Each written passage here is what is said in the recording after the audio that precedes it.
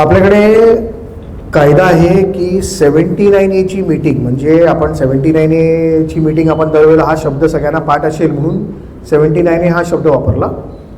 Ultimately 79A ची meeting म्हणजे developer अपॉइंटमेंटची meeting आहे. डेव्हलपर आपल्या 4 जुलै 2019च्या गाईडलाईन्समध्ये असं सांगितलेलं आहे की मीटिंग अपॉइंटमेंट झाल्यापासून 3 महिन्याच्या आत DA झाला पाहिजे, तरच टाईम बाउंड पिरियडमध्ये प्रोजेक्ट कंप्लीट होईल ना. तो वर्ष लावेल DA कंप्लीट एक्झिक्यूट करायला, तर ते कसं होईल. बरं, कमिटी डिस्क्वालिफाय झाली आहे म्हणजे तिकडे आलेला आहे ॲडमिनिस्ट्रेटर. आता ॲडमिनिस्ट्रेटरला पॉलिसी डिसिजन्स घेऊ शकत नाही असं ऑलरेडी आपल्याकडे कायद्यामध्ये सांगितलेलं आहे. वेदर डेव्हलपमेंट ॲग्रीमेंटचं फक्त साईन करणं is a policy decision? The answer is no. Simple. कसं सांगतो, बरेच वेळेला तुम्ही कधीतरी मोठे डेव्हलपर जे आपल्याकडे असतील ते बघितलं असेल.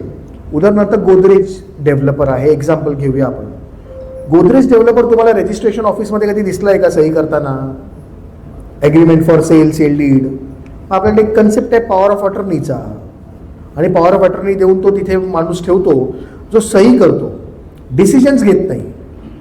सही करायच्या अधिकाराचा हा विषय जर फक्त प्रश्न असेल तर तो एवढा मोठा गांभीर्य प्रश्न नाही आहे.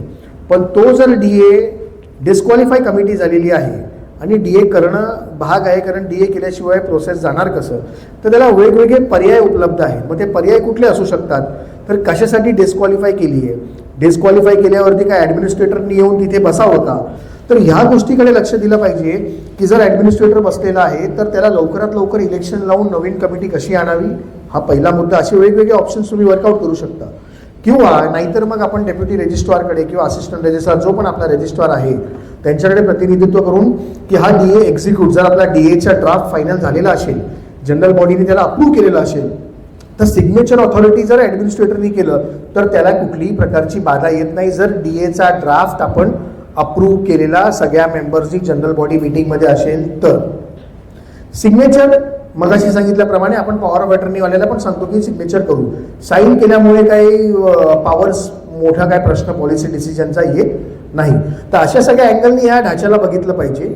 आणि असं जर केस असेल तर उलट रेप्रेझेंटेशन असं दिलं पाहिजे की आता इथे लवकरात लवकर इलेक्शन कंडक्ट करून नवीन कमिटी आली पाहिजे, कारण मीटिंग झालेली आहे आणि DA ड्राफ्ट होणं गरजेचं आहे. आणि जर उद्या DA ड्राफ्ट नाही झाला तर मग तो जो डिले पिरियड आहे तो उगाच आपला डिले होऊन प्रोजेक्ट डिले होणार अल्टिमेटली. ह्या दृष्टिकोनातून एक परस्युनेस किंवा रजिस्ट्रार ऑफिसकडे प्रतिनिधित्व करणं हे गरजेचं आहे.